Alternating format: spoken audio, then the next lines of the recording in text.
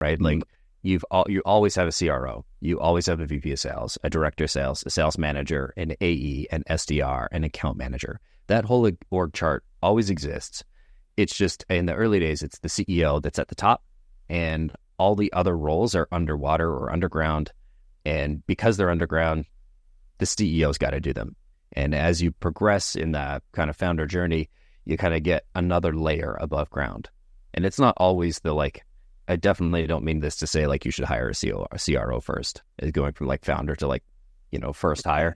Right. Yeah. It probably isn't going to work so well. I've seen a few people do it. It hasn't worked well for them. My thoughts are like, obviously, you want to replicate yourself, buy back some of your time, to quote my buddy Dan. And I like the idea of hiring an AE first, kind of getting that piece off your plate, or an SDR, depending on what your sales skills are as a founder. But I'm a huge fan of myself as closing that first $1 million in revenue as the founder yourself. So I'd love your thoughts on, does that check with you? And then who's your first hire? Yeah. I don't know like what the line is, because I think a lot of times it depends on like the deal size and, like you said, the awareness of the founder on like where their gaps are. Could not speak enough, about that. Like the founder's awareness, like what am I good at? Where are my gaps? What do I need? And honestly, I think you're right. It comes to a point where we need them to do other things, right? They need to be focused on other areas than just biz dev and just sales, right? They've got a lot of other things to do around product or marketing or whatever the things are that they're good at. And eventually what also happens is we need to scale that, right? We can't just have that one guy who we're dependent upon. And think about that from an evaluation standpoint. And that's a lot of times what we care about, right? Is like, if we're dependent upon the founder to sell this product, how much is this company really worth, right? Because it's all dependent upon him, not the, not the process.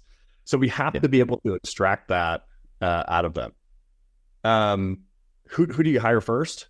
Yeah, great. I think you made a great point. It's like, where are your gaps at?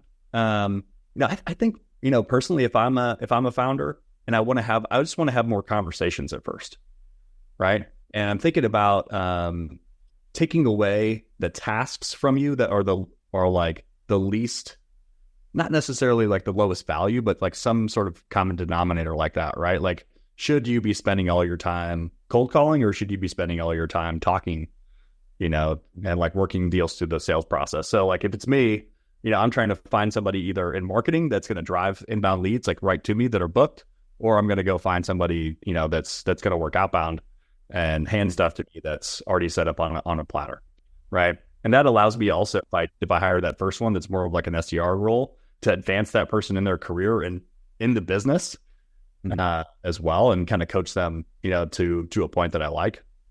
The only downside to that is that you have to spend the time with them to coach them and all that stuff.